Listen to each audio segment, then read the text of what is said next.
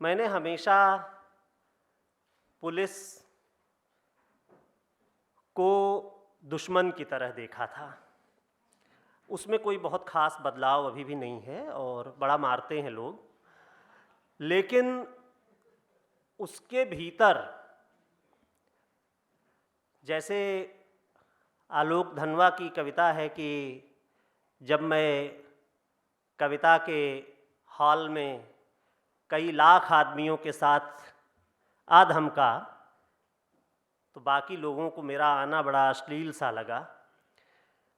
तो उसी तरह से पुलिस की दुनिया में मंजरी जी का दाखिल होना और उसका जो आत्मसंघर्ष है, जो पुलिस महकमे का संघर्ष है, जो व्यक्ति का संघर्ष है, उसने बड़ा मुझे प्रभावित किया और कुछ सवाल छोड़े। मुझे लगा कि काश एक ऐसी ही आत्मकथा एक पुरुष आईपीएस ऑफिसर की भी होती, जिसे अपने बच्चों की पढ़ाई की इतनी ही चिंता होती। ट्रांसफ़र तो उनके भी होते हैं। काश 1984 के बारे में ऐसी ही संवेदनशीलता कहीं और दिखाई पड़ती।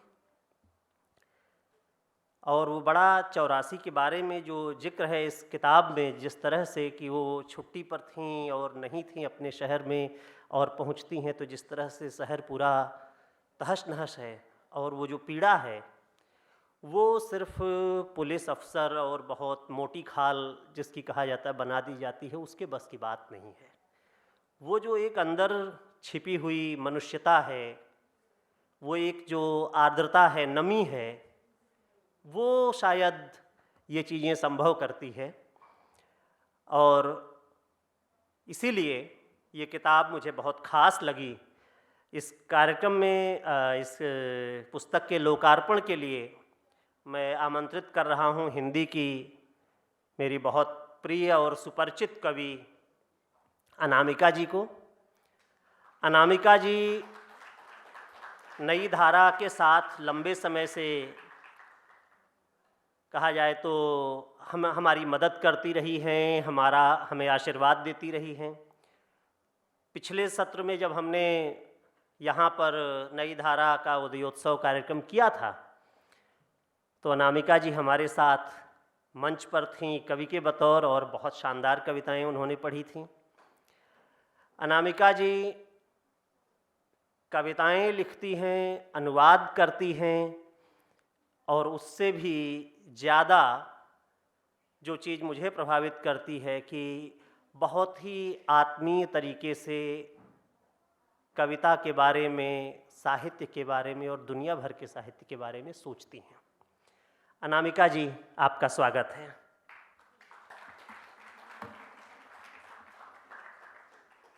अब मैं मैडम सर की लेखिका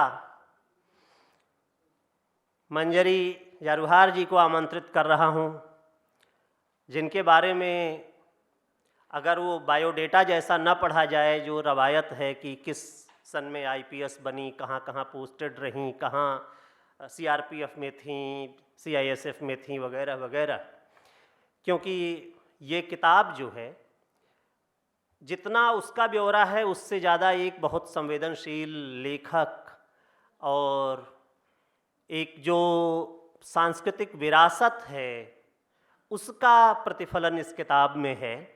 इसलिए मैं बिना औपचारिक बायोडेटा पढ़े हुए मंजरी जी को मंच पर आमंत्रित कर रहा हूँ। मंजरी जी, आप आएँ।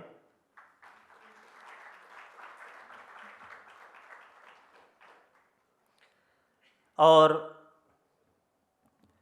इसके बाद मैं आमंत्रित कर रहा हूँ जो बहुत महत्वपूर्ण काम है इस किताब को हिंदी में लाने का। तो दरअसल हमारे सामान्य तौर पर हिंदी की दुनिया में अनुवाद जो है वो थोड़ा निचले स्तर का, लेखन से थोड़ा निचला काम मानते हैं लोग। लेकिन मैं सोचता हूँ कि अगर अनुवाद नहीं हुआ होता तो इस दुनिया में बहुत सारी चीज़ें ऐसी हैं जो हमें पता नहीं होती। अनुवादक सर्जक ही है, और कई बार सर्जक की तुलना में ज़्यादा मुश्किल काम होता है क्योंकि उसे सर्जक की तरह से अपनी बात कहनी है। सर्जक ने तो अपनी तरह से कही है। तो इस दोहरी मुश्किल को आसान बनाने वाली रंजना जी, जिन्होंने मैडम सर को हिंदी में पेश किया है, उनको मैं मंच पर आमंत्रित कर रहा हूँ। आपने बहुत महत्वपूर्ण चीज़ों का अनुवाद किया है, जिसमें महान फुटबॉलर रोनाल्डो की जीवनी भी शामिल है। तो रंजना जी, आप मंच पर आएं।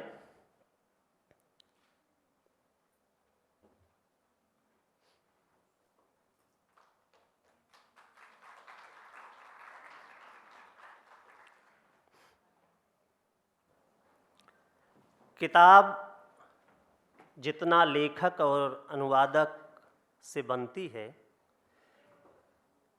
करीब करीब उतना ही काम प्रकाशक का भी होता है। क्योंकि कहा ही गया है, प्रकाशक, उसके बगैर प्रकाश फैलता नहीं है। और जब मैडम सर का अनुवाद लेकर के हम लोग राजकमल प्रकाशन में बातचीत करने के लिए गए थे, तो आमोद जी ने जिस उत्साह के साथ स्वीकृति दी कि वे इसे छापेंगे, प्रकाशित करेंगे, और उसके बाद बहुत कम समय में हमारी तमाम सारी मांगों को पूरा करते हुए वे इसको प्रकाशित, समय पर प्रकाशित करने में सक्षम रहे और सफल रहे हैं। अब किताब के लोकार्पण के लिए मैं राजकमल प्रकाशन के CEO आमोद माहेश्वरी जी को भी मंच पर आमंत्रित कर रहा हूं, और आप सब से अनुरोध करता हूं कि आप सब लोग इस पुस्तक को लोकार्पित करें।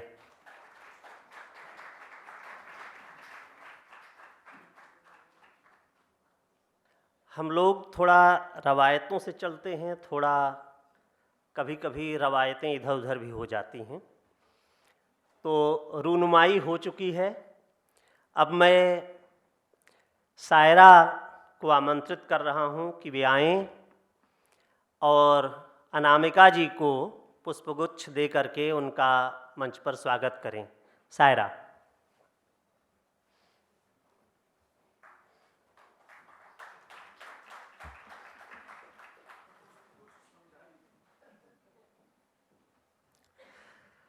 अब मैं कियान को आमंत्रित कर रहा हूं कि वे आएं और पुष्पगुच्छ से रंजना जी का स्वागत करें। कियान।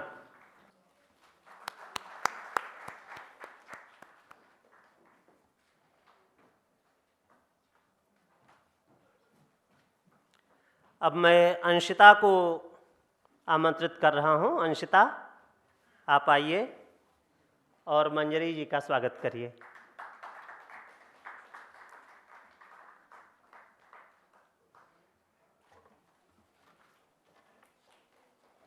तो इसके साथ ही अब मेरी भूमिका यहाँ से समाप्त होती है, और मैं निवेदन कर रहा हूँ अनामिका जी से कि आप अब इस किताब पर एक परिचर्चा, बातचीत, आप संवाद आरंभ करें।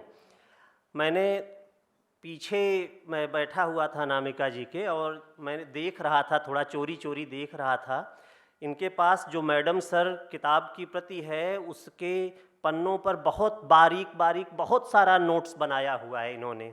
तो मुझे उम्मीद है कि बड़ी शानदार चर्चा यहाँ होगी। अनामिका जी। आज अनामिका जी के शुरू करने के पहले मैं दिलचस्प कहानी शेयर करना चाहती हूँ कि जब मैंने अनामिका जी को फ़ोन किया कि आप कृपया आके मेरे किताब का लोकार्पण करें, तो इन्होंने कहा कि वो 24 घंटे के अंदर ही लंदन जा रही हैं, तो अगर मैं इनके पास किताब भेज दूं तो वो किताब को पढ़ लेना चाहेंगी। तब तक अंग्रेज़ी का अनुवाद, हिंदी का अनुवाद मेरे पास नहीं आया था महेश्वरी जी। तो मैंने कुरियर को बुलाया और कहा कि इसको तुरंत उनके पास पहुंचा दिया जाए, तो उसने किताब को पहुंचा दिया। मैं इनके साथ एक स्टोरी भी शेयर करना चाहती हूँ कि जब अनामिका जी पहुंची लंदन, तो वो शायद मेरा किताब रास्ते भर पढ़ रही थी और रात को भी पढ़ती गईं। तो सुबह उनके बेटे अमिताभ उत्कर्ष ने मेरे भाई के पास, प्रमथराज सिन्हा के पास, एक फ़ोटो भेजा, और वो फ़ोटो था अनामिका जी सुबह-सुबह इनके बेटे इनके रूम में गए तो देखे कि वो रज़ाई ओढ़ के पूरे तरह से मेरे किताब को पढ़ रही हैं। बिल्कुल ऐसे है ये फ़ोटो। तो मुझे बहुत खुशी हुई कि इन्होंने लगातार वो कहानी पढ़ी, और आके भी इन्होंने बताया कि जब तक अंत के पेज, लास्ट पेज पे वो नहीं पहुंची, तब तक वो किताब पढ़ती रहीं। सो थैंक यू अनामिका जी, बहुत बहुत धन्यवाद, आज आप यहाँ आई हैं। आई एम श्योर आपका क्वेश्चन आंसर्स भी इंटरेस्टिंग होगा। Thank you. दोस्तों, ये 3 बहनों की बातचीत है और आप लोग ढूका लगा के ये सुन सकते हैं। ये चेखव की मैंने चर्चा इसलिए की, उनका नाटक है प्रसिद्ध, आप जानते हैं, 3 सिस्टर्स। वो 3 ऐसे बहनों की कहानी है जो मॉस्को से दूर रहती हैं, कस्बों में हैं। उन्होंने मॉस्को कभी नहीं देखा और वो सब खिड़की पे बैठी सोचा करती हैं, आते जाते हुए सैनिकों को देखकर, उस समय का जो भी मीडिया था उसके आधार पे, कि कैसा होगा मॉस्को। हम सब तीनों जो बैठी हैं यहाँ, वो भी मॉस्को से दूर जन्मी थी, राजधानी से दूर जन्मी थी, और अंतरंग ढंग से बातचीत करने का, घुल मिल के बात करने का जो शिल्प है, जिनकी ओर इशारा किया त्रिपाठी जी ने, वो शायद हमें घुट्टियों में मिला होगा, और उसकी परछाई इस किताब में साफ दिखाई देती है। कोई तो बात होगी कि नॉन फिक्शन फिक्शन से ज़्यादा बिकने लगा है जब से स्त्रियां, अश्वेत और दूसरे वंचित जन अपने जीवन की कहानियां लिखने लगे हैं। इसके कई तरह के इसकी व्याख्याएं हो सकती हैं। सत्य हमेशा मल्टीफैक्टोरियल ही होता है, लेकिन एक बड़ा कारण शायद यह होगा कि जब मंजरी जैसे लोग, मंजरी दी जैसे लोग, या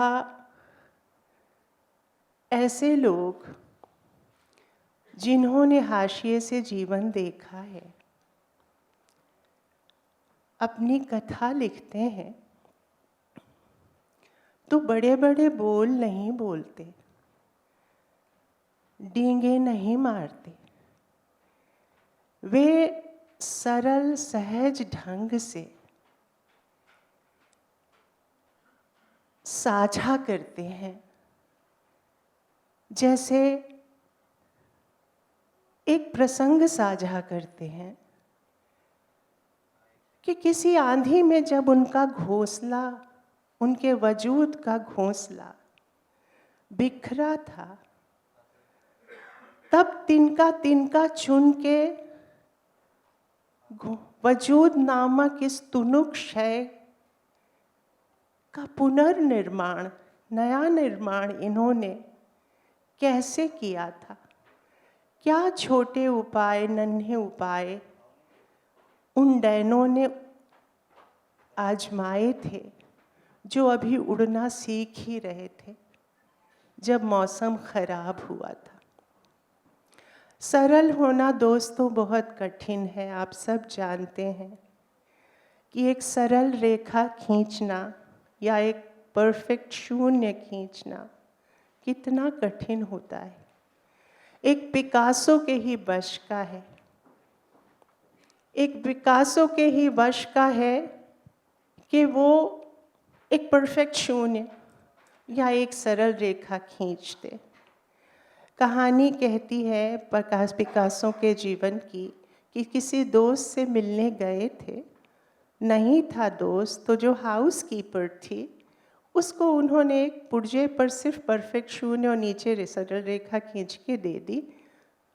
जब दोस्त आए तो उनको समझ में आ गया कि ये पिकासो ही हो सकते हैं, यही उसका सिग्नेचर हो सकता है।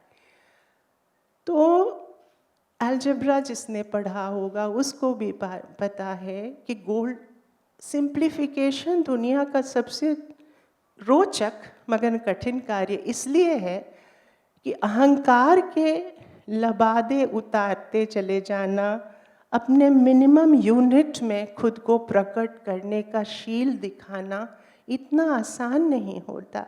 मंजरी जी को सबसे पहले मैं इस चीज़ की बधाई देती हूँ कि एब्सोल्यूट मिनिमम वाला, जिसको आजकल हम लोग गॉड, क्वांटम फिजिक्स के ज़माने में जिसको गॉड पार्टिकल कहते हैं, उस मिनिमम गोल्डन ज़ीरो जिसको पहले बुद्ध ने कहा था, उस मिनिमम एब्सोल्यूट मिनिमम में खुद को सिंप्लीफाई करके इन्होंने पूरे समुदाय की कहानी लिखी है। जो इसको, जिस कारण से अभी आप कह रही थी कि मैं मन लगा के पढ़ रही थी, वो आपके कबीरदास जो कहते हैं कि जल में कुंभ, कुंभ में जल है, बाहर भीतर पानी, फुटा कुंभ जल जल ही समाना, यह तत्कथो ज्ञानी।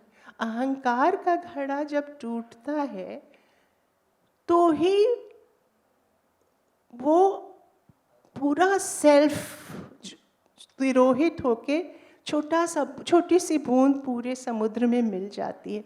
और पूरे समुद्र की गाथा लिखना, एक ऐसे समाज की गाथा लिखना जिसके मन में ये कल्पना ही नहीं थी कि सर भी पब्लिक, मैडम भी पब्लिक स्फीयर में कोई परिवर्तन ला सकती है या इस वर्दी में सामने आ सकती है। मैडम के साथ सर जोड़ना, एलिजाबेथ वन की अगर आपने जीवनी पढ़ी होगी तो उसको भी यही द्वंद्व हुए थे।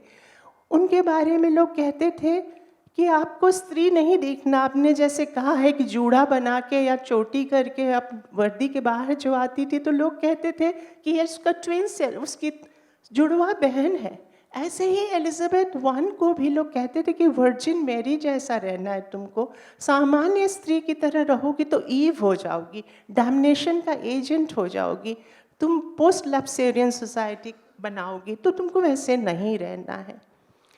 अब मैं सब सवाल जो आपसे करती हूँ धीरे धीरे और इनकी विशेषताएं बताती चलूँगी। और रंजना दी, आपको तो मैं बहुत पहले से जानती हूँ एक अनुवादक के रूप में, लेकिन अभी मैंने ये अनुवाद तुरंत ही हाथ में पकड़ा है, मगर अनुवाद से जुड़े सवाल मैं आपसे कुछ ज़रूर पूछूंगी। पहले मैं इनसे पूछ लेती हूँ। तो आपको क्या लगता है मंजरी दी कि जिस समय आपने बहुत सारे ऐसे प्रसंगों का जिक्र किया है जब आपको लगा कि एक संकल्प अब खुद लेना है, अब लो नसानी अब न नसई हो। बिहार के मध्य वर्ग के या भद्रलोक की जो लड़कियां होती थीं उनको ऐसे पाला जाता था और अभी भी पाला वैसे ही जाता है जैसे LIC के लोगों में के भी दो हाथों के बीच में एक दिया होता है और नीचे लिखा होता है योगक्षेम वहाम्यहम्। तो वो लोकक्षेम वहाम्यहम् के बाद सीधा एक संकल्प आपने लिया और बहुत इशारे से आप कहती हैं कि मैंने सोचा कि अब नहीं, घर नहीं है, अब मुझे वहाँ आना है जहाँ से मुझे वजूद की यात्रा शुरू करनी होगी। उस समय का अपडर कैसे अचानक तिरोहित हुआ, कुछ याद करके बताइए।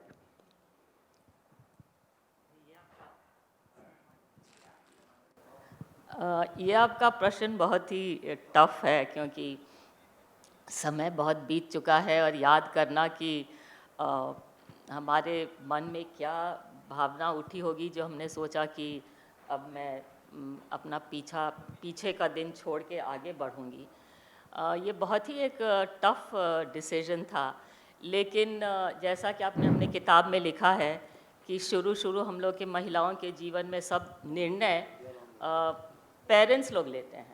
वो जो कहे वही सही लगा और उसी को मैं फॉलो करती रही। और मैंने किताब में लिखा भी है कि कैसे मैं क्या पढ़ना चाहती थी, लेकिन पिता को पसंद नहीं था कि मैं कभी दिल्ली से पटना से बाहर जाऊं या कोई मैं कोएड एजुकेशन में पढ़ने जाऊं, उनको पसंद नहीं था। तो बराबर यही रहा कि जो पिता और माँ ने कहा वही मैं मानती गई। लेकिन जब सब कुछ लगा कि ये सही नहीं है, मेरे साथ जो हो रहा है वो मेरे कंट्रोल के अंडर में नहीं है, हम उसको कंट्रोल ही नहीं कर सकते हैं, मेरे हाथ से सब कुछ निकलते जा रहा है, तब मुझे लगता है कि मैंने ये निर्णय लिया और एक ये दृढ़ संकल्प था कि मैं कुछ अपने हाथों से, अपने दिमाग और अपने सोच से हासिल करूँगी। ये मेरा बहुत बड़ा एक सोच था। एंड आई थिंक कि उसी के वजह से मैंने ये एक अपना नया दिशा ही शुरू कर दिया। पूरा आके मैं पढ़ने लगी और सिविल सर्विसेज के लिए तैयारी करने लगी। और जो मेरा एक माँ और पिता, नानी, दादी सब ने सिखाया कि आपको एक हाउसवाइफ बनना है, और उसी की तैयारी होती रही करीब 17-18 साल तक। तो बिल्कुल ही डायरेक्शन चेंज कर गया लाइफ का। एंड हम सोचते हैं कि ये एक बहुत बड़ी हिम्मत होती है लोगों में, लड़कियों में भी हिम्मत होना चाहिए, मर्दों में भी होना चाहिए कि अगर कुछ गलत हो गया पास्ट में तो उसको छोड़ के आगे का हमेशा सोचना चाहिए। ये ना कि हम हमेशा पीछे ही देखते रहें कि क्या बीता, कैसे हुआ, क्या हुआ, उसका विश्लेषण करके छोड़ के आगे सोचना चाहिए कि हम अपने को क्या कर सकते हैं। आई थिंक उस वक्त when I was only 21 years old मैंने ये खुद डिसीजन लिया था। इससे शायद ये बात आया होती है कि जब मौसम ख़राब होता है तो मिट्टी में सोए जो बीज होते हैं वो अधिक उछाल के साथ, मतलब ओक के पेड़ बनने लायक, ऊंचाई पाने लायक एक तरह की त्वरा पा जाते हैं। शेक्सपियर जो कहते थे sweet are the uses of adversity, वो ही शायद इनके जीवन में घटित हुआ। और अब मैं आपसे एक बात पूछना चाहूँगी कि इस हाइपर मैस्कुलिन, मुझे हमेशा ऐसा लगता है कि इस दुनिया की एक बड़ी समस्या है कि लोग तो हाइपर मैस्कुलिन, लड़के काम, क्रोध, लोभ के अतिरेक से मताए हुए हाइपर मैस्कुलिन मेन बनते जा रहे हैं, और स्त्रियां Barbie doll, hyper feminine Barbie doll बनती जा रही हैं। उस समय में आपने एक ऐसा प्रतिमान स्थापित किया जो पिक हाइपर मैस्कुलिन दुनिया में अपने बिना सर बने हुए अपने मैडमत्व को, अपने स्त्रीत्व को, अपनी स्त्री दृष्टि को स्थापित किया, और इस बात की ज़रूरत महसूस कराई कि पब्लिक स्फीयर में स्त्रियों का आना कितना ज़रूरी है। भागलपुर ब्लाइंडिंग केस हो, 1984 के दंगे हों, या एक आदिवासी लड़की जो आपके यहाँ अंत तक रहती रही, हर जगह नक्सलाइट बेल्ट हो, हर जगह इंटरपर्सनल बॉन्ड भी कैसे एक स्त्री रहती हुई बनाती है, और समस्याओं का, अपराधियों से डील करने में ही ये स्त्री दृष्टि से परिचालित नहीं हुई, बल्कि उसके बाद जो उजड़े घर, वहाँ स्त्रियों को, वो जैसे बोकारो वाला वो जो प्रसंग है, वो जो लड़की अकेली छूट गई थी अपने भाई बहनों के साथ, उसको नियोजित करने में आपने जो पर्सनल इनिशिएटिव लिया, वो ही इस बात का प्रमाण है कि स्त्रियों का पब्लिक स्फीयर में अपने ढंग से आना आप इन लोगों को कितना ज़रूरी। आप इन लोगों को बताइए कि क्या दिक्कतें आईं जब आपने, उस समय आप यंग ऑफिसर थीं, उसको इम्प्लीमेंट कराने में कितना एक्स्ट्रा माइल आपको चलना पड़ा। ये जो घटनाएं मैं 3 बता रही हूँ ब्लाइंडिंग केस की, या 1984 के दंगों की, या आपके ट्रांसफ़र वगैरह के समय जब आपको ख़राब पोस्टिंग मिली थी, जब लूट-पाट के इलाके थे, तो एक दहेज वाली लड़की का प्रसंग आता है कि वहाँ आपने कैसे अपना वो ज़रा बताइए। वो बहुत टर्निंग पॉइंट्स किसी के जीवन में एक स्त्री के आने पर पब्लिक लाइफ में भी कैसे घटित होते हैं। तो जो आपने पहला, मैं लास्ट प्रसंग से शुरू करती हूँ कि कैसे लड़कियों के साथ जो घटना मैंने देखा अपने सर्विस में, वो कैसे मुझे अफेक्ट करता था, मुझे कितना झकझोर देता था, मुझे बहुत भावुक बना देता था। तो किताब में भी मैंने उसके संबंध में लिखा है, और मैं एक उसी के प्रसंग को पढ़ के इसको आपको बताना चाहूँगी, और रंजना जी को धन्यवाद देना चाहती हूँ कि उन्होंने कैसे मेरे इमोशंस को, मेरे भावनाओं को भी उन्होंने किताब में उतारा है। I am really grateful to her. कुछ मामले अगर हमें रोज़ रोज़ बाहर जाके लोगों की सेवा में अपना सर्वोत्तम करने के लिए प्रेरित करते, तो कुछ दूसरे ऐसे मामले भी थे जो हमें अपने देश की कड़वी सच्चाइयों के सामने ला खड़ा कर देते और दिल को तोड़ देते थे। एक सुबह तड़के मुझे संदेश मिला कि बिहटा थाना के अंतर्गत सोन नदी की ओर एक शव को ले जाया जा रहा है। ये मेरा पहला पोस्टिंग था, मैं एसडीपीओ दानापुर थी, पटना के नज़दीक। एक लड़की की मृत्यु उसके ससुराल में हो गई थी, और वे या तो दाह संस्कार करके या पानी में बहाकर उसका निपटारा करना चाहते थे। मैं तुरंत बिहटा के लिए चल पड़ी। थाना प्रभारी को वायरलेस पर संदेश दिया कि वे तुरंत नदी की ओर जाएं, इसके पहले कि शव को जला दिया जाए या बहा करके निर्णायक साक्ष्यों को ख़त्म कर दें। हम उन्हें रोकना चाहते थे। शव यात्रा रोकते थाना प्रभारी ठीक समय नदी तट पर पहुंच गए। शव को वहीं छोड़कर सभी लोग भाग गए। जांच करने पर पाया कि लड़की बुरी तरह जल चुकी थी, और जो शव को पोस्टमार्टम के लिए भेज दिया गया। अब एक दूसरी समस्या सामने आई। कुछ लोग कहते रहे कि लड़की की ससुराल वालों ने मार दिया है, लेकिन प्राथमिकी दर्ज करने का कोई भी आदमी उपलब्ध नहीं था। लड़की मूल रूप से गया जनपद की थी। उसके माता पिता से मिलने और उन्हें बिहटा लाने के लिए मैंने एक टीम बिहटा भेजा। माता पिता आए और अपने साथ पत्र लेकर आए जो उनके बेटी के पिछले कुछ महीनों में उन्हें लिखे थे। पत्रों से पता चला कि लड़की का पति तथा ससुराल वाले लगातार उस पर दबाव बना रहे थे कि वो अपने पिता से और पैसे मांग कर लाए। उसने लिखा था कैसे वे उसे ताना देते थे, उस पर अत्याचार करते थे। वे पत्र एक युवती के बिखरे सपनों की, इंसान के लालच की गहराइयों की हमारे देश की उन अनेक लड़कियों के सामने की कठोर वास्तविकता की कथा कर रहे थे, जिन्हें शिक्षा आत्मनिर्भर के बिना ब्याह किया जाता था, जिन्हें बिना शिक्षा और आत्मनिर्भरता के बिना ब्याह किया जाता था। लड़की बहुत ही गरीब परिवार की थी। हमारी बिटिया को मार डाला क्योंकि ज़्यादा दहेज, उनके लालच को हम पूरा नहीं कर पाए। लड़की के माता पिता फूट फूट कर मेरे सामने रो रहे थे और मैं प्राथमिकी दर्ज करवा रही थी। मेरे पूरे कार्य जीवन में महिलाओं की, विशेष तौर पर उन महिलाओं की दुर्दशा ने मुझ पर गहरा प्रभाव डाला जो हमारे पितृसत्तात्मक समाज और क्रूर प्रथाओं के शिकार बनी। उन्हें न्याय दिलाने के लिए उन लड़कियों की आंख जैसे मेरा पीछा कभी नहीं छोड़ती थी। माता पिता की प्राथमिकी पर कार्रवाई करते हुए मैंने पति के सारे परिवार वालों को गिरफ्तार कर लिया। कभी वे कहते कि लड़की ने आत्महत्या कर ली है और कभी कहते कि खाना पकाते हुए कपड़ों में आग लग गई। तो इसके बाद फिर पूरा इन्वेस्टिगेशन का कार्य होता रहा और हम आगे बढ़ते रहे कि इन्वेस्टिगेशन बिल्कुल अच्छे ढंग से हो ताकि ये जो अक्यूज़ थे वो छोड़े नहीं जाए। लेकिन जो बाद में हुआ वो बहुत ही एक अचानक भयानक घटना था। एक दिन लड़की के माँ बाप हाथ जोड़े हमारे पास आए और मुकदमा बंद करने के लिए विनती करने लगे। मुझे लगा आरोपी का परिवार उन्हें झुकने के लिए डरा धमका रहा है। मैंने उनसे कहा कि उनकी बेटी की स्मृति को न्याय आवश्यक मिलना चाहिए।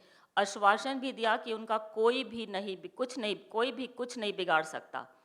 उन्होंने जो कहा उसने मुझे अंदर तक सुन कर दिया।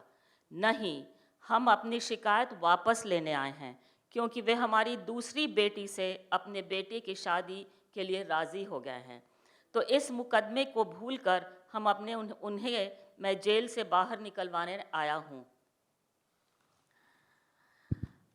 एक पुलिस अधिकारी के नाते सज़ा से बचने के लिए आरोपी यह जो कुटिल चाल चल रहा था उसे मैं न्याय से के रास्ते से मैं नहीं आने दे सकती थी। मैंने उनसे कहा कि मामला क्योंकि हत्या का है, मुकदमा वापस नहीं लिया जा सकता। मैं अपने भावनाओं को अब व्यक्त करना चाहती हूँ। दशकों बाद भी मुझे याद है वह वृद्ध कैसे मेरे सामने हाथ जोड़े खड़ा था, चेहरे पे आंसू बह रहे थे और वह भीख मांग रहा था कि उसके हत्यारे दामाद के विरुद्ध कार्रवाई न करूं क्योंकि वह उसकी दूसरी बेटी के साथ शादी के लिए तैयार हो गया है। उस दिन मैं जो दबे कुचले लोगों को न्याय दिलाने के लिए हमेशा बढ़ चढ़ कर बोलती थी, खामोश रह गई। इस वृद्ध दंपति की घोर निर्धनता के सामने कहने को मेरे पास कोई भी शब्द नहीं थे। उस पल भारतीय पुलिस सेवा की वर्दी बेमानी लग रही थी। मैंने मन किया कि उसे उतार के फेंक दूं। So it was a very very emotional moment. मुझे बहुत बुरा लगा और इस तरह की कई घटनाएं हैं। हम बहुत से घटनाओं के संबंध में तो मैं नहीं लिख सकी, लेकिन एक घटना और है जिसका मैं वर्णन करना चाहती हूँ कि एक बार एक सुबह 6 बजे खबर आया कि एक मर्डर हो गया है। मैं सुबह सुबह जब वहाँ पहुँची तो देखी कि पलंग के किनारे 2 बच्चे बैठ के पलंग पर रो रहे हैं और उनकी माँ की शव पूरे खून से लथपथ पलंग पे पड़ी हुई थी। पूरे दीवार पे खून का धब्बा था। पिता रात को ही माँ को मार डाला था और ये बच्चों के सामने उसको मारा था और बच्चे कुछ बोल नहीं पा रहे थे क्योंकि वो इतने छोटे थे कि बोलने लायक भी नहीं थे। तो जब मैं साक्ष्य खोजने लगी और सुबह 6 बजे ये कॉल आया था तो मैं भाग के वहाँ गई और जब मैं बिस्तर और पूरे कमरे में खोजने लगी तो जब मैंने गद्दा उठाया तो एक वहाँ मुझे फ़ोटो मिला। वो फ़ोटो जहाँ मैं पढ़ी थी पटना विमेंस कॉलेज, जहाँ हमारे सभी बैचेस का जब पासिंग आउट होता था तो एक पर्टिकुलर जगह में विमेंस कॉलेज में फ़ोटो लिया जाता था और इस लड़की का भी जो मेरे सामने मृत पड़ी हुई थी पलंग पे, उसका भी फ़ोटो अपने बैच के साथ उसी जगह पे लिया हुआ खड़ा था जहाँ पे हम विमेंस कॉलेज में फ़ोटो खिंचवाते थे। तो वो भी एक इंसिडेंट है, वो मुझे बिल्कुल झकझोर दिया और मैंने निर्णय लिया कि चाहे कुछ भी हो वो आरोपी को मैं ज़रूर पकड़ूंगी, चाहे मेरे ऊपर कितना भी दबाव क्यों नहीं डाला जाए, क्योंकि हर केस में बिहार में ज़रूर कहीं ना कहीं से दबाव आने लगता था। तो मैंने शाम तक ही उसको भागलपुर से गिरफ्तार कराया और वापस बुलवाया। तो इस तरह के कई घटनाएं थी और जैसा आपने पढ़ा भी है कि भागलपुर ब्लाइंडिंग से एक अखफोड़वा कांड ऐसा अजीब सा घटना था जिसमें हमें पुलिस ऑफिसर्स के अगेंस्ट इंक्वायरी करने को कहा गया और पुलिस ऑफिसर्स सोचते थे कि यही सही ढंग है क्राइम कंट्रोल करने के लिए। उन दिनों भागलपुर और मुंगेर में क्राइम रोज होता था जिसका मैंने वर्णन भी किया है कि रेप, मर्डर और किडनैप करके बॉडी को छोटा छोटा टुकड़ा में काट के लोग नदी में फेंक देते थे और रैंसम भी ले लेते थे। और तो पुलिस के पास कोई और विकल्प नहीं था तो उन लोग आँख फोड़ना शुरू किए और एसिड डालना शुरू किए। तो जब हम लोग इंक्वायरी के लिए भागलपुर पहुँचे तो पूरा पब्लिक पुलिस के हमारे अगेंस्ट हाय हाय पुकार रही थी। जब हम हेलीकॉप्टर में हम लोग उतर रहे थे भागलपुर में तो नीचे पूरा पब्लिक जो था वो हमारे अगेंस्ट स्लोगन्स कर रहे थे और हम लोग को कह रहे थे कि आप वापस जाइए, पुलिस के अगेंस्ट कार्रवाई मत करिए। लेकिन हम लोगों ने उस परिस्थिति में भी इन्वेस्टिगेशन किया। मैं उस इन्वेस्टिगेशन टीम की एक मेंबर थी और हमारे जो पीए थे, मैं सीआईडी में उस वक्त पदस्थापित थी, उनके भाई भी आरोपित थे। उन्होंने एक दिन में 9 लोगों का आँख निकाला था और वो मेरे से बार बार हाथ जोड़ता रहता था कि मेरे भाई को बचा लीजिए। वो बिल्कुल उसका फर्स्ट पोस्टिंग था as officer in charge SHO of a police station, जिसको एसएचओ लोग सोचते हैं कि इतना प्रेस्टिजियस असाइनमेंट है। और रजौन पुलिस स्टेशन मुझे अभी भी याद है, उसके वो ऑफिसर इंचार्ज था। तो मैं कुछ नहीं कर सकी। मैंने उसको कहा कि नहीं, इस केस को तो हम कभी छोड़ ही नहीं सकते, और मुझे उस केस में भी चार्जशीट देने का मौका मिला। इट वाज वो भी एक वैसा ही केस था जो बहुत हम लोग को भावुक कर रहा था। और तीसरा जो आपने बताया, जो सिख राइट्स के बाद घटना हुई, मैं बोकारो में नहीं थी, छुट्टी पे थी जब इंदिरा गांधी का डेथ हो गया, और उसके बाद बहुत भयंकर राइट्स हुए बोकारो में। और जब मैं लौट के आई तो मेरे बच्चों के साथ मैं जब पहुंच रही थी बोकारो में, तो पूरा शहर में कर्फ्यू लगा हुआ था, और एक ये अजीब सा घटना था जो कि एक सुखी शहर में मैं बहुत उसको अच्छे समय में छोड़ के गई थी, और सब जब मैं लौट रही हूँ तो देख रही हूँ कि पूरे शहर में कर्फ्यू लगा है। बच्चे ज़ोर ज़ोर से रोने लगे, जीप में पुलिस वालों को देख आर्मी वालों को देख के चीखने लगे। मैं उनको चुप कराऊं कि मैं कैंप में जाके देखूं कि क्या हो रहा है। और जब मैं कैंप में पहुंची तो देखी कि एक परिवार के 5 बच्चे, उनके पेरेंट्स को मार दिए गए थे। एक छोटा बच्चा 2 साल का, उसको दूध नहीं मिला था। तो एक वुमन ऑफिसर होने के नाते उधर मैं अपने बच्चों को संभाल रही हूँ और इधर किसी और के बच्चों को संभाल रही हूँ। और उस वक्त आप सोचिएगा कि मेरे बच्चे इम्पॉर्टेंट नहीं हैं, उनके बच्चे ज़्यादा इम्पॉर्टेंट है जिनके पेरेंट्स चले गए हैं और कोई उनके आगे पीछे नहीं है।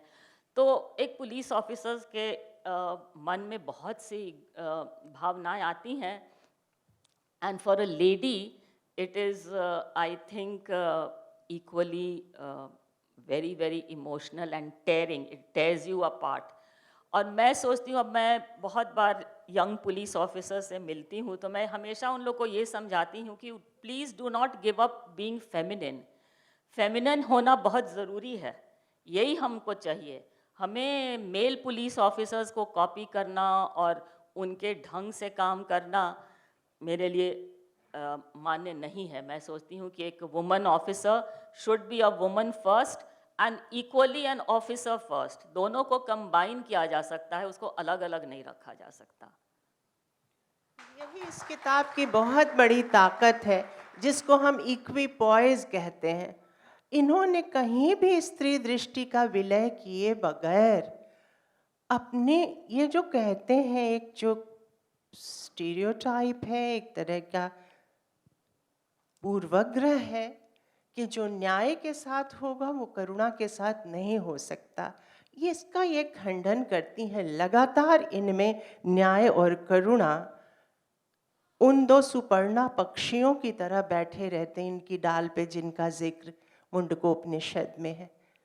हमेशा ये इनके द्वंद्व और समय पर निर्णय लेने की क्षमता, और जिसको फैमिली ऑफ फ्रेंड्स कहते हैं, वो आपने लगातार बोकारो में भी बनाया, अपने जिन लोगों को आपने न्याय दिलाया उनमें भी बनाया, और जिसको ग्लास सीलिंग हम बार बार कहते हैं, लड़कियों को, औरतों को हर जगह फेस करना पड़ता है, आपने तो सीलिंग की भी बात छोड़ दीजिए, ग्लास की के फ्लोर पर चल के लहूलुहान हो के टूट जाता है फ्लोर, उसके कांटे उसके शीशे गड़ जाते हैं, फिर भी आप अपने निर्णय पे कायम रहीं।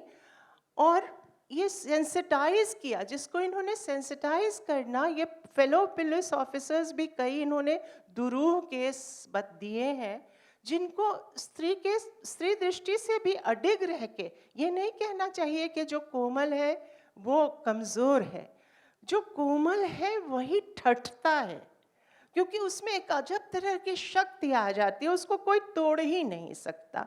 इसी ताकत का ये नमूना है। और पूरे खूंखार पुलिस ऑफिसर, बेईमान पुलिस ऑफिसर्स में भी इन्होंने औरत की आंख से दुनिया को देखने का, माँ की आंख से दुनिया को देखने का जज्बा पैदा किया। मुझे हमेशा लगता रहा है कि मातृत्व कभी भी जैविक नहीं होता, मातृत्व आँख में होता है, गर्भ में नहीं होता।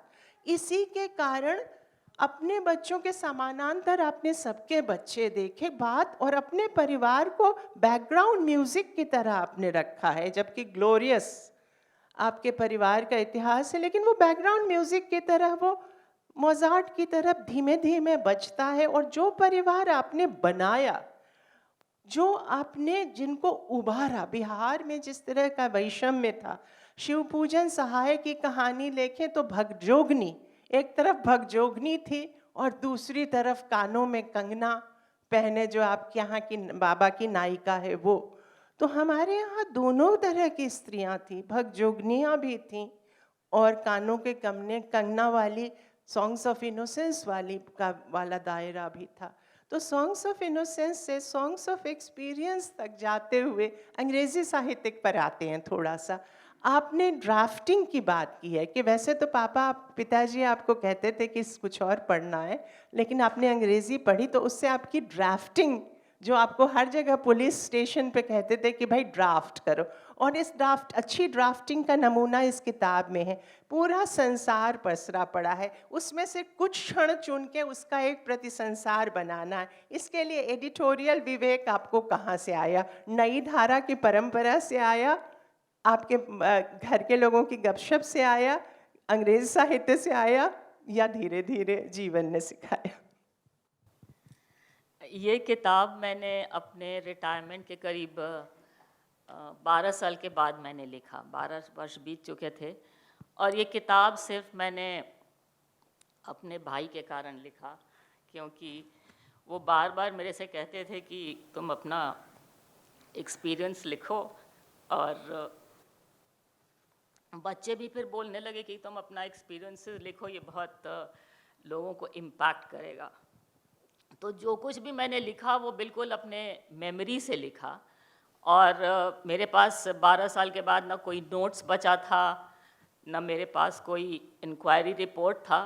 तो इसलिए मैंने इस किताब को लिखा, बहुत उन्हीं कहानियों को लिखा जिसको मैंने बहुत इमोशनली उसको एक्सपीरियंस किया था। इस बहुत बार मेरे पुलिस ऑफिसर फ्रेंड्स ने लिखा है कि तुम्हारी किताब में बहुत सच्चाई है, तुमने जो कुछ भी लिखा है वो बिल्कुल लगता है कि सामने हो रहा है। तो वो चूँकि मैंने इतने करीब मैंने 34-35 साल सर्विस में मैं रही, लेकिन मैं उतना ही लिख सकी कि जो मेरे अंदर बिल्कुल बहुत मेरे दिल को छू चुका था।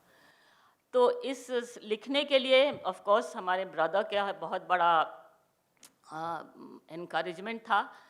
और जो आपने कहा कि इंग्लिश लैंग्वेज में आपने क्यों लिखा इसको, पिताजी तो सिर्फ हमें इंग्लिश लैंग्वेज के लिए ही भेजे थे पढ़ने के लिए, उनको मान्य नहीं था कि हम कोई कोएड एजुकेशन में जाएं। हम इंग्लिश लिटरेचर बिल्कुल नहीं पढ़ना चाहते थे, हम ज्योग्राफी पढ़ना चाहते थे, लेकिन पिता का था कि भाई आप विमेंस कॉलेज में ही पढ़िए, क्योंकि वो सिर्फ विमेन का ही वो कॉलेज था।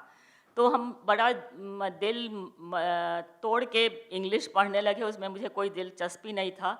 लेकिन मैं सोचती हूँ कि कोई एजुकेशन लाइफ में वेस्ट नहीं होता है, क्योंकि जब मैं सर्विस में आई तो जब कहीं कोई चीज़ लिखने का हो, जैसे भागलपुर ब्लाइंडिंग का रिपोर्ट लिखना हो, या 1984 का रायट्स हुआ तो उसका पूरा समरी बना के कमीशन ऑफ इंक्वायरी के सामने पेश करना हो, या कोई एफआईआर को ही ठीक से ड्राफ्ट करना हो, तो वो सभी लोग कहते थे कि मंजरी से कहो करने के लिए, या मंजरी को बुला लो, उसको मीटिंग में बैठाओ, उसी से ड्राफ्टिंग कराओ। तो एक ये भी मैंने कभी सोचा नहीं था कि मुझे इतना कुछ लिखना पड़ेगा। लेकिन हिंदी में उस वक्त सब कुछ लिखना समझना, क्योंकि बिहार में सिर्फ हिंदी ही होता था, फिर भी बिकॉज ड्राफ्टिंग मैं जानती थी, और मेरे पिता के यहाँ अशोक प्रेस चलता था, नई धारा चल रहा था, और पिता हमेशा हम लोग को प्रूफ रीडिंग कराते थे। हमारे भाई और बहनों को कहते थे कि पन्नों का प्रूफ रीडिंग करो, तो उससे शायद हमको लिखने को और पढ़ने का एक अंदाज़ हो गया था। And that is why I think I could write. And ये रिपोर्ट राइटिंग स्किल्स के लिए मुझे बहुत सर्विस में लोग मानते थे और हम मुझे बहुत इज्जत देते थे। तो इसी कारण ये इतना स्टोरी राइटिंग मैंने लिखा इस किताब में। और ये जब वहाँ थी हैदराबाद में, आपने जर्नल निकाला या पुलिस अकादमी की कोई पत्रिका निकाली, तो आपने लिखा है कि मैं जो प्रूफ बचपन में देखा करती थी या नई धारा के जो वो मुझे फॉर्मे मिलते थे, उसकी याद में मैंने उसी फॉर्मेट में सजाया। आपने एक बात और लिखी है कि आपने कभी ऐसे क्षणों में जब आपके 8 साल के भाई को लगता था कि अपना टॉय गन निकाल के किसी को शूट किया जाए किसी अन्याय के लिए, उस समय आपके ने पिता के लिए 2 कहानियाँ, आपको पिता की लिखी हुई 2-3 कहानियाँ मिली थीं जो स्त्री जीवन की व्यथा पर थी। क्या उन कहानियों के आप नाम बताना चाहेंगी? नहीं, मुझे नाम बिल्कुल याद नहीं है, क्योंकि ये शॉर्ट स्टोरीज़ था और इसको मैं 1922 में, मैं जब कोरोना था तो मैं बिहार में अपने माँ के पास, पटना में मैं अपने माँ के पास थी और रेल यात्रा बंद हो गई। तो मैं जब वहाँ थी तो बाबूजी का बहुत सा डॉक्यूमेंट्स वगैरह हम पढ़ रहे थे, देख रहे थे, तो उसमें ये कहानियाँ निकली। आई एम श्योर ये दोनों कहानी कभी ना कभी नई धारा में प्रमथ जरूर निकलवाएंगे और आरती जैन इसका जरूर फर्स्ट बन सकता है, तो बताएंगे। अच्छा, आपको भी दादी ने कहा होगा, जो हमारी दादी ने कहा था कि अनुभव प्रसाद है और प्रसाद बांट के खाना चाहिए। तो इस दृष्टि से भाई ने तो प्रेरित किया ही, हस्बैंड ने भी। आपने भाई साहब का जिक्र नहीं किया जिन्होंने आपको पॉइंट्स बनाने का, आप भूल रही हैं, मैं भूल नहीं रही हूँ। तो उन्होंने कहा कि देखो तुम्हारे जीवन में ये बात है, और उन्होंने एक तरह से ओवरव्यू दे दिया कि इस पॉइंट्स पे लिखना है। तो कहने का ये मतलब है कि क्या आप आजकल आस्तिक होना फंडामेंटलिस्ट होने के बराबर माना जाता है? फिर भी ये रिस्क उठा के मैं कहती हूँ कि क्या आस्था ने आपको सहारा दिया? किसी बियॉन्डनेस में आपकी आस्था रही? बियॉन्डनेस, आप आस्तिक हैं? क्या आप आस्तिक हैं? अच्छा, तो अब एक सवाल अगर हम इस पे पूछें आपके, आपने कितना नोट्स बनाया है? मैंने बहुत सारे नोट्स बनाए हैं। हाँ, ये मैं समझती हूँ कि आप थोड़ा सा, मैं आपके इस पे आती हूँ। आपने एक प्रसंग का जिक्र किया है कि आप पुलिस ऑफिसर बन गई, फिर भी आपकी माँ को एक एफआईआर, आपकी पढ़ी लिखी माँ को एफआईआर दर्ज कराने पुलिस स्टेशन जाना हुआ, तो वो नहीं जाना चाहती थी। उसके बाद आपकी एक नानी थी जिन्होंने आपके इंग्लिश मीडियम स्कूल में जाकर, आपकी नानी तो एक ही रही होगी, मतलब मैंने इसलिए एक नानी कहा कि हमारे यहाँ नानियाँ भी मोहल्ले की होती और कहीं भी होती। तो आपकी जो नानी थी वो आपके स्कूल प्रिंसिपल से जाके आपका नाम कटा के तो एक तरफ इतनी बहादुरी कि किसी अंग्रेजी स्कूल के प्रिंसिपल से जाके मुकाबला करके हाथ लिया, और दूसरी तरफ इतना संकोच कि पुलिस में जाते हुए, पुलिस में इंक्वायरी, मतलब अपना एफआईआर दर्ज कराते हुए भी थोड़ा सहमना। आप दोनों के बीच में अपने को कहीं पाती हैं? मैं सोचती हूँ कि जो मेरी माँ को संकोच था कि पुलिस स्टेशन में मैं कैसे जाऊँ, मैं दिल्ली में रहती हूँ और आए दिन कोई ना कोई मुझे फ़ोन करता है कि कुछ पुलिस का हेल्प चाहिए। यहाँ मिश्रा बैठे हुए हैं, सॉरी दिल्ली पुलिस के हैं, और हमारे समधी भी बैठे हुए हैं, राकेश अस्थाना जी। अक्सर दिल्ली में महिलाएं आके बोलेंगी कि पुलिस थाने वाले बात नहीं सुन रहे हैं और थोड़ा आप फ़ोन करके बोल दीजिए, या कोई घटना हो जाएगी बगल में ही लोग जो हैं वो कहते हैं कि थोड़ा आप फ़ोन करके बोल दीजिए। कोई महिला आए कि बोलेगी कि मैडम थोड़ा आप कर दीजिएगा तो उसका इम्पोर्टेंस होगा। तो मैं क्या देखती हूँ कि इतना समय बीत गया, अम्मा जब पुलिस स्टेशन जाने को तैयार नहीं हुई तो वो 1980 था और हम अभी 2023 में हैं। अभी भी अगर हम किसी महिला को बोलें कि आप पुलिस स्टेशन चले जाइए तो जाने को तैयार नहीं होती है, और वो सोचती है कि मैं चूँकि एक पुलिस ऑफिसर हूँ, अगर मैं थाने में कोई फ़ोन कर दूँगी तो उसकी सुनवाई होगी। तो ये हमारा जो समाज है, many ways it has not changed, we have changed a lot. इतनी महिला पुरुष आ गई हैं, इतने अब हर स्तर पे महिला कांस्टेबल हैं, सब इंस्पेक्टर हैं, इंस्पेक्टर हैं, सभी लोग आ गए हैं, लेकिन अभी भी सोच वो मेरी माँ वाली ही सोच है। और शायद इतना दबंग मेरे नानी जैसा होना कि मैं जाके और कह दूंगी और करवा लूँगी, वैसा अभी नहीं हो सका है। और दिल्ली में शायद मुझे बहुत आश्चर्य होता है कि इतनी महिलाएं रोड पर हैं, मतलब हर महिला पुलिस रोड पर हैं, फिर भी महिलाएं थाना जाने में अभी भी बहुत संकोच करती हैं और नहीं जाना चाहती हैं। और ये हमारे बदलाव लाना हमारे लिए बहुत आवश्यक है, हमारे पुलिस ऑफिसर्स के लिए भी बहुत ज़रूरी है कि हम ये बदलाव लाएं। मैं कल्पना कर रही थी नानी और माँ वाले प्रसंग में कि नानी ने उस अंग्रेज प्रिंसिपल से जिस भाषा में बात की होगी, अगर उसका आप थोड़ा सा जिक्र कर देती तो उसका ट्रांसलेशन, जैसे आप टोनी मॉरिसन वगैरह के उपन्यास जो पढ़ते हैं या उनकी बायोग्राफी जो पढ़ते हैं, तो थोड़ा थोड़ा लोकल डायलेक्ट का वो थोड़ा सा दे देती हैं छौंक। और मैं अब आपसे पूछती हूँ कि आप अगर हिंदी में इसका ट्रांसलेशन कर रही थी तो क्या आपको ऐसा लगा कि वो बिहार 5 लोक भाषाओं की नदियाँ बहती हैं वहाँ पर, और आपको लगता है कि वो छोटे छोटे संवाद अगर लोक भाषा में भी दिए जा सकते हैं, कम से कम हिंदी में तो इसका हिंदी स्वाधीनता संग्राम की भाषा थी, इसलिए उसमें तत्सम, तद्भव, देशज, विदेशज चारों रजिस्टर के शब्दों को एक चटाई पर बिछाया गया। तो क्या आपको लगता है कि इन्होंने ओवरव्यू दिया है और बहुत फोर्सफुली चयन विवेक के साथ, प्रज्ञा के साथ, उसमें अगर थोड़े डायलॉग्स भी इंट्रोड्यूस कर देंगे किसी समय में नेक्स्ट एडिशन में, तो जैसे नानी दादी का डायलॉग्स या अलग अलग अपराधग्रस्त इलाकों में जो इनके इंटरपर्सनल डायलॉग हैं, उसके अगर छींटे, क्योंकि ये बोकारो में भी पोस्टेड रही हैं, भागलपुर में भी पोस्टेड रही, सबकी लोक भाषाएँ अलग अलग हैं, तो मुझे लगता है कि इनसे एज एन ऑफिसर तो लोग अंग्रेज़ी या हिंदी में ही बात करते होंगे, लेकिन जो इन्होंने अपना बंधु परिवार विकसित किया स्त्रियों का खासकर, उसमें वो जिस तरह से विक्टिम्स बात करती हैं एक पुलिस ऑफिसर से, अगर वो अंतरंग होने की कोशिश करता है तो लोक भाषा में बात करती होंगी। क्या अंजलि दी, कभी कभी ऐसा होता था किसी ने आपको भोजपुरी अंगिका वगैरह में बात की थी?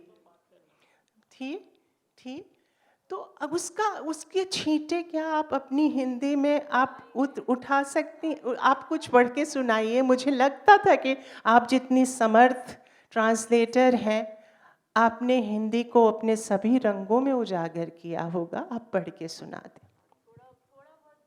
थोड़ा बहुत, क्योंकि सेंस ऑफ प्लेस, कोई भी बड़ी रचना होती है उसमें सेंस ऑफ टाइम जो है, उसका काल बोध है, उसके स्थान बोध से फिल्टर होके छन के आता है, जैसे कि झोपड़ी की छत से धूप छन के आती है। तो मुझे लगता है कि ये आप अंग्रेजी में भी अगली बार कीजिएगा नेक्स्ट एडिशन में, और हिंदी में तो आपने किया ही होगा। तो इस अनुवाद यात्रा में मैंने उसी पग चिन्हों पर कदम रखे जिस पे पहले मंजरी जी चल चुकी थी। तो अनुभव, मैं उन्हीं अनुभवों से गुजरी जिनसे मंजरी जी गुजर चुकी थी। मंजरी जी ने अभी कहा कि मैंने उनकी भावनाओं को शब्द दिए, उस पल वो मेरी भावनाएं थीं। अनुवादक के लिए कहा जाता है कि वो परकाया प्रवेश करता है, तो वो उस अनुवाद की प्रक्रिया में ये एक अहम हिस्सा होता है कि आप जिसकी बात कर रहे हैं, आप उसकी जगह पे खुद को खड़ा पाते हैं, तभी वो हो पाता है, क्योंकि वो सिर्फ शब्द नहीं होते हैं, वो भावनाएं होती हैं। और भाषा के स्तर की आप बात कर रही हैं, तो मैंने उसका इस्तेमाल किया है जहाँ वहाँ के आम लोग बात कर रहे हैं।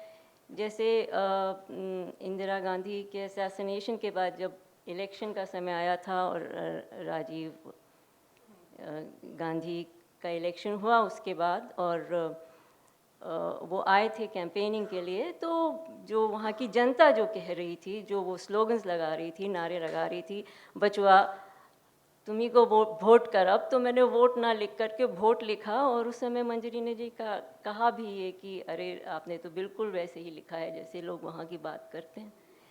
तो जहाँ जहाँ मुझे सूझा वहाँ वहाँ मैंने उस डायलेक्ट का इस्तेमाल किया जहाँ पे वो सूट किया। और कोई कठिनाई या सुख? हाँ, अनुवाद के जो अपनी चुनौतियाँ होती हैं जिनसे हर अनुवादक गुजरता है भाषा के स्तर पे, वो तो थी ही। एक भाषा से दूसरी भाषा में लाने के लिए क्योंकि भाषाएं अपनी अपनी ज़मीन पे से उगती हैं और पनपती हैं और रूपाकार लेती हैं, तो वो दिक्कतें तो आती हैं, उनसे निपटना पड़ता है। वो फिर आप इसके अलावा और कुछ कर नहीं सकते कि जो निकटतम अभिव्यक्ति आपको दूसरी भाषा में मिल रही है उसका आप इस्तेमाल करें। तो वही करते हैं, कभी वो हो जाती है आसानी से, कभी मुश्किल होती है। और एक और बात जो कही जाती है कि टाइट रोप वॉक की तरह है अनुवाद करना। क्या है? टाइट रोप वॉक की तरह संतुलन बनाए रखना होता है, जो मूल पाठ है और जो अनुदित पाठ है उसके बीच का संतुलन, तो वो करना पड़ता है। और मंजरी जी ने कहा था कि उनको हिंदी पढ़नी नहीं आती है, बहुत मुश्किल से होती है उन्हें पढ़ने में, लेकिन उन्होंने सारे ड्राफ्ट्स पढ़े, तो वो लगातार मेरे साथ थी इस यात्रा में, अनुवाद यात्रा में लगातार मेरे साथ बनी रही। और आरती आरती कहाँ है? आरती और कार्तिकेय ने तो कमाल कर रखा है, रोज पॉडकास्ट में इतनी अच्छी कविताएं और कहानियां सुनाते हैं। तो ये दोनों थे, दोनों तरफ से मेरे साथ, जो मुझे डिगने से बचा रहे थे। तो थैंक यू। जी मंजरी जी, आई थिंक मुझे भी नहीं पता था कि अनुवादक को इतना, उनका काम इतना कठिन है। मैं किताब दे दी और आरती ने ही कहा कि उनका सिलेक्शन, आरती ने ही सिलेक्शन किया रंजना जी को, मैं तो इनको जानती नहीं थी। तो जब हम लोगों ने लिखना शुरू किया तो बहुत से वर्ड्स पे हम लोग का बड़ा डिस्कशन होता था, क्योंकि मुझे वो हिंदी ठीक से समझ में नहीं आती थी और मैं कहती थी कि नहीं, मेरे भावनाओं को आप लिखिए, इसको और सिंप्लीफाई करिए, उसको और सिंपल वर्ड्स में लिखिए। तो सबसे लास्ट में जब वो डेडिकेशन लिख रही थी तो हम सभी लोग उसमें लग गए, मेरे भाई भी उसको अनुवाद करने में लग गए। और आखिरी में यही हुआ कि रंजना जी कितने सारे उसके अनुवाद बनाए और जो सबसे पहले उन्होंने ही लिखा था उसी पे हम फिर आ गए। इतना क्लिष्ट भाषा भी लिखा गया, बहुत अच्छे phrases यूज़ किए गए, लेकिन फिर भी we selected what she had selected. So I just wanted to read from that. जो इंग्लिश का किताब है वो I want to pay a tribute to her कि इन्होंने कितना मेरे किताब के लिए मेहनत किया था। My goodness. हमने बुक को जब डेडिकेट किया था, अंग्रेज़ी वाले बुक को, तो हमने लिखा था to women who refuse to be fettered and who have the self belief that they will find a path और मेक वन। तो इस डेडिकेशन को जब चेंज करने का टाइम आया और इसको हिंदी में अनुवाद करने का टाइम आया तो बहुत सारे कॉम्बिनेशंस इन्होंने लिख के भेजा। मेरे भाई को भी बहुत से कॉम्बिनेशन पे एतराज़ था कि ये ठीक नहीं है। आरती जैन भी अपना इनपुट्स देती थी कि नहीं ये ठीक नहीं है, वो वर्ड चेंज किया जाए। करते करते एंड में जो उन्होंने पहली बार लिखा था उसी को मैंने कहा कि नहीं, हम will go with this, because वो सबसे सिंपल था। और उन्होंने लिखा इस डेडिकेशन का, समर्पण का ट्रांसलेशन, उन महिलाओं के नाम जिन्हें बेड़ियाँ मंजूर नहीं, जिन्हें विश्वास है कि राह न मिली तो अपनी राह वे खुद बना लेंगी। बहुत ही सुंदर इन्होंने लिखा था। एंड आई डोंट थिंक कि इसको मैं, इससे बेहतर मैं कुछ बोल सकती थी या लिख सकती थी। तो मुझे ये लगा कि जो अनुवाद करता है किसी किताब को, कितना कठिन काम है। और ख़ास करके जब मैं बार बार जोर दे रही हूँ कि मेरी भावनाओं को लिखिए, मेरे लैंग्वेज को और सिंपल करिए, तो ये कई बार ड्राफ्ट बना के मुझे भेजती थी और हम डिस्कस करते थे। और यस, आपने जो पहले कहा कि हमारे गो टू जो पर्सन थे, that was my husband. Her incident तो हम चूँकि मेमोरी से लिखते थे तो मैं ज़रूर उनसे पूछती थी कि मैं वो सही लिख रही हूँ कि नहीं, क्योंकि उनका शायद मेमोरी मेरे से ज़्यादा बेहतर है और अच्छा है, तो ही वुड डिक्टो कि नहीं ये ऐसे था, ये ऐसे ही लिखा जाना चाहिए. So that part he did play a very important role on approving all the incidents which I have mentioned about. तो इतने ढंग से आपने घर बाहर दोनों, एक घोरे बाहिरे रविन्द्रनाथ टैगोर की 19वीं शताब्दी के परिदृश्य, नहीं 20वीं शताब्दी के पहले 20 सालों की कहानी है एक स्त्री जीवन की, जब प्रोविंस ऑफ बंगाल में ही बिहार और उड़ीसा दोनों आते थे. उस समय के बिहारी बंगाली भद्रलोक की एक स्त्री है विमला. वो घर बाहर के बीच कैसे वो जीती है, वो पोर्शिया और सावित्री दोनों का मणिकांचन संयोग खुद में घटित करती है, करने की कोशिश करती है, फिर भी उसका प्रेजेंस ड्राइंग रूम प्रेजेंस रह जाता है. उसके एक कई स्टेप आगे जाकर आपने घर बाहर का ये जो द्वैत तोड़ा और बाहर में भी कितने घर बनाए, कितने दिलों में घर बनाए, और अपने घर में भी खिड़कियां खोले रखा, सबकी खिड़कियां खुली रखी. भाई को भी और मानवीय बनाने, मैं भाई को, पति को तो आपकी किताब के माध्यम से ज़्यादा जान पाई, और वैसे भी थोड़ा तो सबसे संवाद का नाता रखना, खुले संवाद का नाता रखना, एक नए पुरुष, ऐसे पुरुष की सृष्टि संभव करना अपने घर में भी बाहर में भी, जो माँ की आँख से सारी दुनिया देखता हो, जो ये बहुत बड़ा इनकी बड़ी सफलता है.